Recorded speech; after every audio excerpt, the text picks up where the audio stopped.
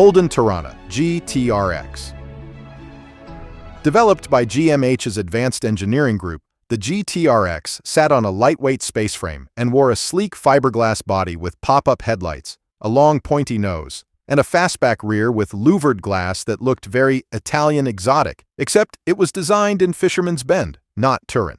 Under the skin, it ran a hot version of Holden's 186 cubic inch inline six, similar to the Torana GTR-X U1 setup, triple carburetors, around 160 gross horsepower, and a 4-speed manual. For 1970 Australia, that was serious. Holden claimed a top speed of around 130 miles per hour and 0 to 100 in roughly 8 seconds, which means this fiberglass boomerang could absolutely embarrass a lot of V8s of the day. Inside, it wasn't some bare race shell either. The prototype had fancy aircraft-style gauges and even a proper hatchback so you could still bring luggage to the coast. Recaro Mystere.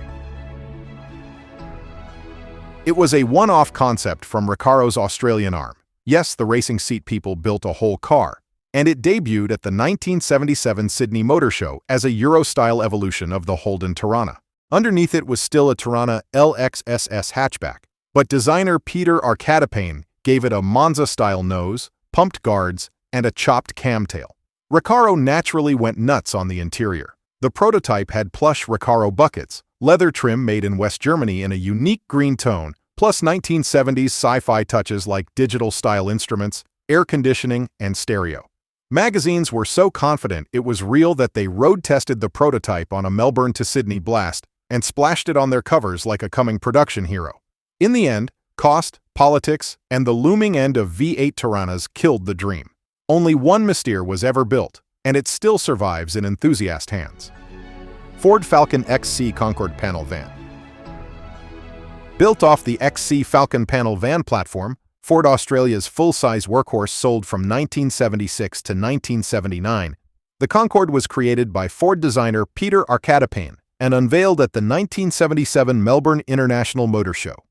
He and fabricator Kevin Patterson gave the van a wild aerodynamic nose cone, deep front spoiler, and flared bodywork that looked more supersonic jet than delivery van, which is exactly why they named it Concorde.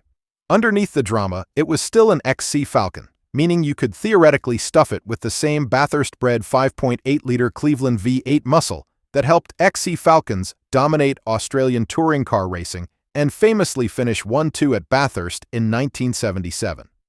That pointy Concorde front clip didn't die with the show car.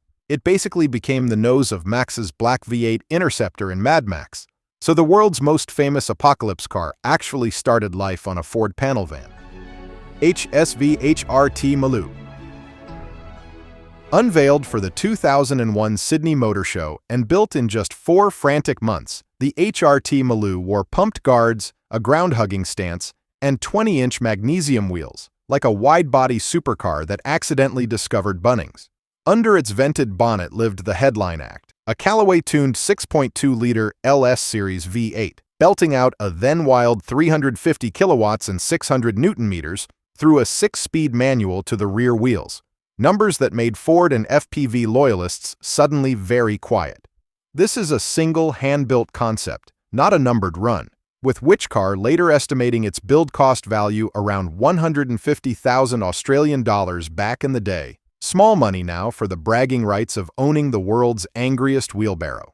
It's a genuine HRT-badged HSV. It leapfrogged showroom outputs by a country mile, and it essentially previewed the Super Ute vibe long before LS-blown Maloos became folklore. Ford Falcon 300 Plus Coupe.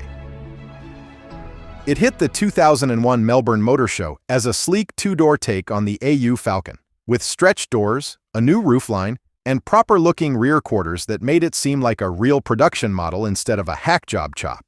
Under the bonnet sat the party trick, a 4.6-liter quad-cam SVT Cobra V8 wearing a Sprintex twin-screw supercharger, quoted anywhere from about 310 to a wild 370 kilowatts and roughly 660 newton-meters, driving a Tremex 6-speed, with Brembo brakes, fat 18-inch wheels, and staggered rubber.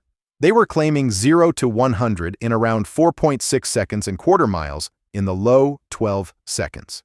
It was openly pitched as Ford Australia's answer to Holden's reborn Monaro, and the team talked about building 100 cars for roughly six-figure money. In the end, Ford walked away, saying the numbers didn't stack, after roughly $1 million Australian dollars had already been poured into development. Only one 300-plus coupe was ever built, later resprayed venom red, and it still exists as proof Ford nearly punched Holden's Monaro in the face. Holden SSX. The SSX was revealed at the Sydney International Motor Show in October 2002 as a fully drivable concept meant to test public reaction, not just sit on a turntable. Based on the then-new VY Commodore, Holden sliced the traditional sedan wagon idea into a low, muscular, five-door hatch with a completely redesigned rear end, blacked-out taillights, and a giant liftgate plus a fold-down tailgate panel so you could load gear flat like a wagon. Under the hood, a 5.7-liter Generation 3 LS1 V8, making around 225 kilowatts and 465 newton-meters. It was an Aussie-built, quad-driven, V8-powered mega hatch at a time when most hot hatches still had 4 cylinders and torque steer. Inside, it had a black and silver cabin, deep red instrument lighting, 4 real seats, aircon, and a usable boot, so you could do school drop-off and then embarrass sports cars. HSV HRT 427.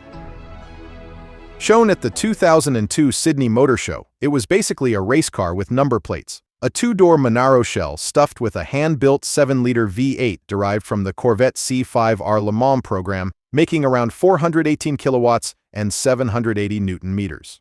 HSV even put the car on a crash diet. No aircon, no stereo, no rear seats, a carbon fiber bonnet and magnesium bits in the wheels and diff housing, dropping weight to about 1,575 kilograms, roughly 100 kilograms lighter than their GTS Coupe. The result? Claimed 0 to 60 in under 4 seconds, quarter-mile in the 11s, and almost 300 kilometers per hour flat out, which put it right in Porsche 911 GT2 territory at the time. HSV actually took deposits from eager customers, planned about 50 cars, and talked about a sticker price, around 215,000 Australian dollars. Then reality showed up with a calculator. Building something that extreme in such tiny numbers just didn't make business sense without either charging crazy money or watering it down, so HSV killed the program in 2003. Only 2 road-going prototypes were ever built. Holden Efijy. Built under chief designer Richard Ferlazzo, the Efijy debuted at the 2005 Australian International Motor Show in Sydney as a modern love letter to the 1953 FJ Holden, the little sedan that basically put Australia on wheels, right down to the stretched chrome grin and cartoonishly curvy guards. Underneath that insanely long, low soprano purple body is a lengthened Corvette chassis, and the whole thing rides on computer-controlled air suspension that can drop the car to the ground when it's parked just to look extra rude.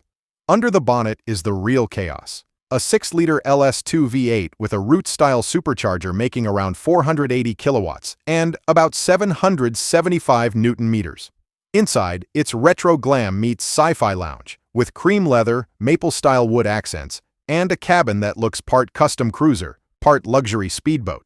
The concept went on to win international honors like US Concept Car of the Year and basically turned into a rolling national trophy for Australian car culture. Monaro.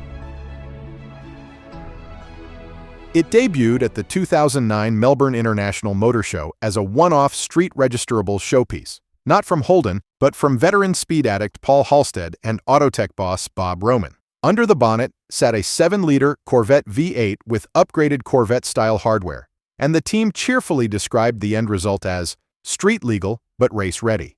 The shell started life as a late-model Monaro, but it was totally stripped and resculpted in Castlemaine, Victoria. Inside, it wasn't a bare race cage. It was retrimmed in high-end leather and suede, more luxury GT than Bathurst Refugee. The project reportedly cost around $250,000 to build, and basically acted as a rolling business card for a new Autotech ADAPS partnership.